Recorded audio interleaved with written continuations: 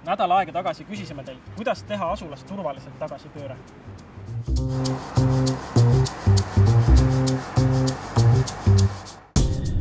Näiteks sõidan Tartus mööda Riia tänavat ja mul on vaja teha tagasipööre.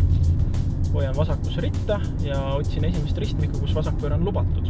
Sest et teadagi ütleb meile liiklusseadus, et sealt, kus vasakpööre on lubatud ja tagasipööre pole keelatud, võib teha ka tagasipööret.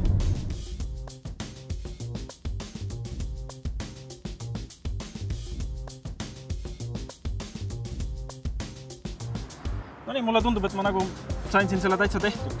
Et lubatud ta vist siin ju oli, mingid liikluskorraldusvahendid seda ei keelanud, pidevjooni ei olnud. Mis sina arvad? No, põhimõtteliselt oli koht õige. Tagasipööret saab sooritada, aga tänu sellele, et see ristmik on suhteliselt väike, siis tekkis sul takistus ette ja sa pidid manööverdama. Ja sellega lõid sa nagu takistuse teistele liiklejatele, et koht oli õige, aga ei olnud kõige parem. Aga mis on siin need põhireeglid, mida silmas pidada, kui ma soovin asula sees tagasipööret teha? Asulas on põhireeglid see, et tagasipöörde võib sooritada seal, kus see ei ole keelatud. Näiteks ei ole seal pidevat joont, ei ole keelavat liiklusmärki, mis keelaks tagasipöörde ja sõiduki pöörderaadius võimaldab selle manöövri ära sooritada. Aga nüüd näiteks, kui on ristmik, kus on vasakpööre keelatud? Ristmik, kus on liiklusmärgiga vasakpööre keelatud. Sellise ristmikul võib tagasipööret sooritada.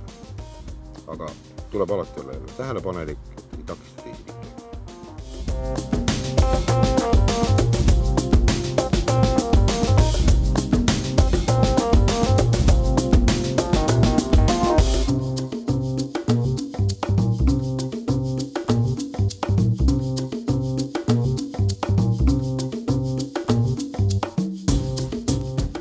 Ehk siis asula sees on tagasipööre lubatud seal, kus suunavööndeid eraldab katkendjoon, kus tagasipööre ei ole eraldi liiklusmärgiga keelatud ning kus sinu sõiduki pöörderaadius võimaldab selle manöövri turvaliselt ühe korraga ära sooritada. Eraldi peab aga silmas pidama seda, et teed tuleb anda kõigile teistele ristmikul liiklejatele ning neid ei tohi kuidagi takistada ega ohustada. Ja kui sul isegi on vaja manöövri lõpetamiseks tagurdada, tuleb veenduda selle ohutuses.